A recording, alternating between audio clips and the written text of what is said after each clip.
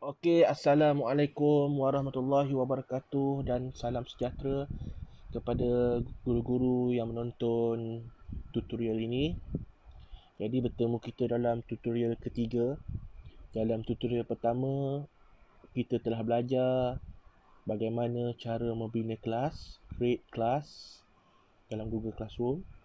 Dan dalam tutorial kedua, kita telah belajar cara-cara untuk memasukkan bahan-bahan PDPC, insert material dalam classwork.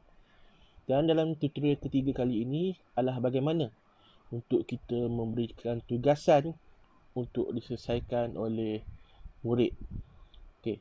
Jadi seperti biasa, ini paparan hadapan stream dan kita perlu ke bahagian tab classwork. Okey. Jadi kita sambung lagi topik kita berkenaan dengan bahasa istana sebab dalam tutorial sebelum ini kita dah beri bahan kepada murid, pertama klik video, kedua nota, dan apabila murid telah membaca dan menonton bahan-bahan ini, sudah tiba masanya untuk guru melakukan sedikit latihan tugasan kepada murid. Jadi kita perlu bagi question. Pertama kita tekan create, tekan tambah ni dan kita pergi pada question. Okay. Question, soalan kepada murid. Okey. Mula-mula sekali kita pergi ke sebelah kanan dan kita tengok topik. Di sini ditulis no topik. Kita kena pastikan topik dia bahasa istana. Pilih topik yang berkaitan Dan kalau kita perhatikan juga di sini, dia ada tulis points 100. Nah, ini markah sebab ini tugasan. Apabila murid menyelesaikan tugasan ini, murid akan mendapat markah 100. Okey. Jadi mula-mula sekali cikgu tulis tajuklah question dia. Contoh dia soalan pengukuhan, latihan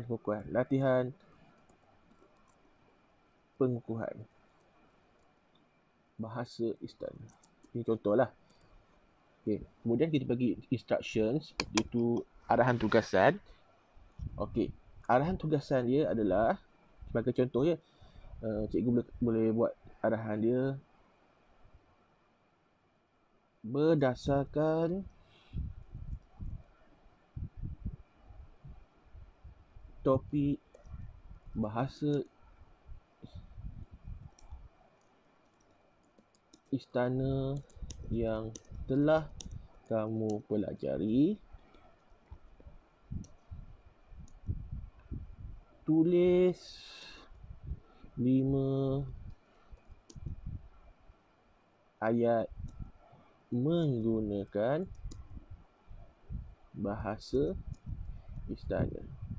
Contoh. Atau arahan tugasan seterusnya, jawapan perlu ditulis pada sebelah. Ini yang penting. Ini cikgu kena ingat. Jawapan perlu ditulis pada sebelah kanan, pada ruangan sebelah kanan yang disediakan. Kemudian apabila kamu telah selesai menjawab soalan tersebut, sila tekan butang turn in. Ini adalah bahagian yang penting. Jadi saya akan tunjuk bagaimana. Okey. Jadi cikgu ikut saja step ini berdasarkan topik bahasa istana yang kamu pelajari. Ini soalan lah. Soalan yang cikgu nak bagi, tulis 5 ayat menggunakan bahasa istana. Okey. Jawapan boleh tulis pada ruang. Ini penting lah. Ini wajib ditulis. Jawapan boleh tulis pada ruangan sebelah kanan. Kemudian apabila kamu telah selesai, sila tekan butang turn in. Okey. Kemudian cikgu tekan butang ask sebelah ini. Okey, dia akan automatic settle lah asking. Okey. Jadi latihan permukaan ini telah pun siap. Jadi sekarang ni saya akan tunjukkan contoh Google Classroom murid untuk menjawab soalan ini. Okay, jadi saya buka. Apabila murid buka, macam inilah dia akan keluar. Dia akan masuk ke Classroom Bahasa Melayu 6 Arif. Okey, sama juga murid perlu pergi kepada classwork. Okey, jadi bila untuk murid masuk ke dalam classwork ini, pertamanya dia akan tengoklah klip video ini terlebih dahulu. Kemudian dia akan baca nota berkaitan dengan bahasa istana. Kemudian inilah tugasan yang dia perlu selesaikan. Inilah bukti yang dia telah pun menyelesaikan apa yang dipelajari, iaitu latihan pengukuhan bahasa istana. Okey, dia perlu tekan view question. Okey, seperti yang saya cakap tadi, soalan dia, berdasarkan topik bahasa istana yang telah kamu pelajari, tulis 5 ayat menggunakan bahasa istana. Ini soalan dia. Jawapan perlu ditulis pada ruangan sebelah kanan yang disediakan. Okey, kenapa ruangan sebelah kanan? Kalau cikgu perasan, di sini ada ruangan sebelah kanan. Sebelah kanan, dia tulis your answer. Dan dalam kotak tu ditulis type your answer. Jadi murid perlu menulis pada butang type your answer. Kemudian apabila kamu telah selesai menjawab soalan tersebut, sila tekan butang turn in. Okey, contohlah 5 ayat ya. Ini saya tolong jawabkan untuk murid lah. Type your answer. Contoh 1. Baginda Sultan telah mangkat semalam. Ini contohlah ayat. Okey, 2.